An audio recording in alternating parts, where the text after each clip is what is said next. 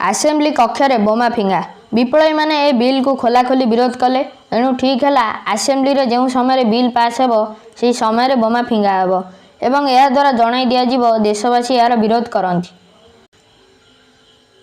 किंतु ए काम करिवो किए? लटेरी उठागला। भगत सिंह एवं बटुकेश्वर दत्तों नाँ रे लटेरी उठिला। दुहें आनंद रे नाची उठिले। इंग्रेजी वेश पोशाक पिंधि साहेब कायदारे दुहें आसेम्बली गृह प्रवेश कले। से दिन 1929 मसीहा अप्रैल 8 तारिख दुहें बम आउ पिस्तल नहीं दर्शक गैलेरी मध्य बसी रहिले। बिल पास करने भोट निया कथा। एतिक बेले बटुकेश्वर दत्त एवं भगत सिंह 2-4टा बम एक संगे फिंगिदेले। भीषण शब्द करी बम फुटिला। चारिआडे धुआं व्यापीगला। सभ्य माने प्राण विकल एणे तेणे धाइले। केतेक चेता हराई आसेम्बली गृह पड़गले।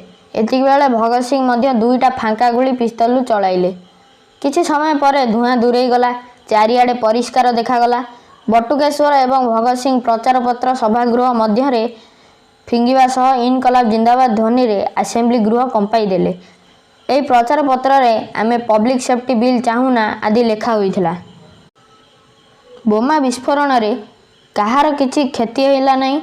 तार कारण ए बोमार एपरि किछि मरणांतक विस्फोरक नथिला। केवल सरकार को निजर विरोध जणाइबा हला नवजुवक समितिर उद्देश्य।